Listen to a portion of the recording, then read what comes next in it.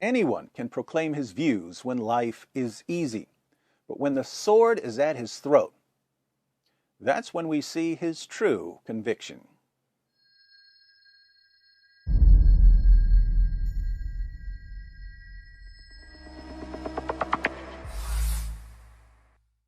Paul and Muhammad were both persecuted. Paul was persecuted for preaching the gospel. Muslims think that Muhammad was persecuted for preaching Islam, but that's not what their sources say. Muhammad was persecuted for mocking the gods and goddesses of the pagans of Mecca. We read in the History of At-Tabari, Volume 6, page 93, "The messenger of God proclaimed God's message openly and declared Islam publicly to his fellow tribesmen. When he did so, they did not withdraw from him or reject him in any way, as far as I have heard, until he spoke of their gods and denounced them. When he did this, they took exception to it and united in opposition and hostility to him, except for those of them whom God had protected from error by means of Islam." A few pages later, Muhammad's tribesmen describe Muhammad's general approach towards reaching polytheists with the message of Islam. "We have never seen the like of what we have endured from this man. He has derided our traditional values, abused our forefathers, reviled our religion, caused division among us, and insulted our gods. We have endured a great deal from him." Now that's strange. Muslims in the West tell me that it's wrong and immoral to criticize another person's religious beliefs, and yet their favorite prophet viciously mocked other people's religious beliefs. So the polytheists of Mecca responded by persecuting Muhammad. Muslims tend to exaggerate the level of persecution Muhammad faced, however.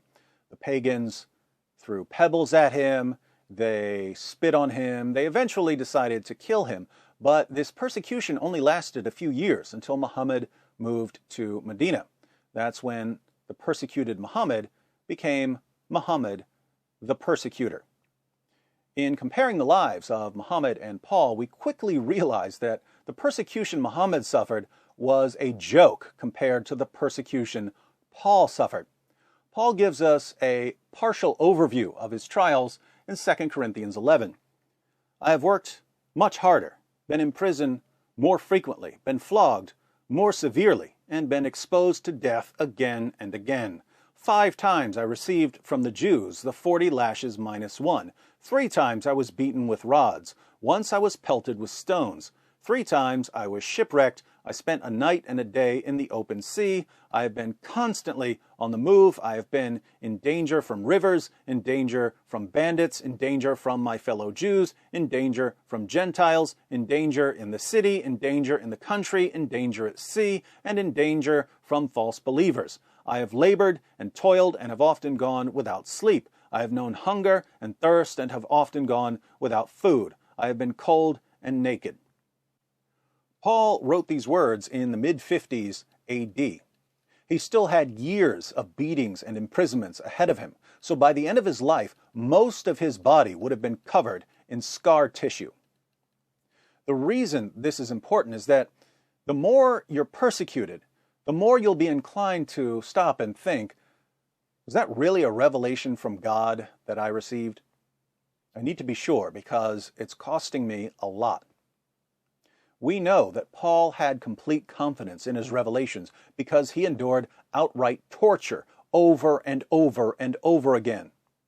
Muhammad was persecuted, but given the endless supply of wives and sex slaves and money and special moral privileges that only applied to him, we'll just never know how long he would have endured if he had faced anything remotely resembling what Paul faced. On a side note, I'm always amazed at the Muslim reaction to the persecution of Muhammad in Mecca. Muslims look to this period and complain about the intolerant pagans. How could they persecute our beloved prophet? Why were they so bigoted and Islamophobic? But let's be consistent for just a moment. Muhammad preached openly against the religious beliefs of the people of Mecca for about 10 years, and he survived.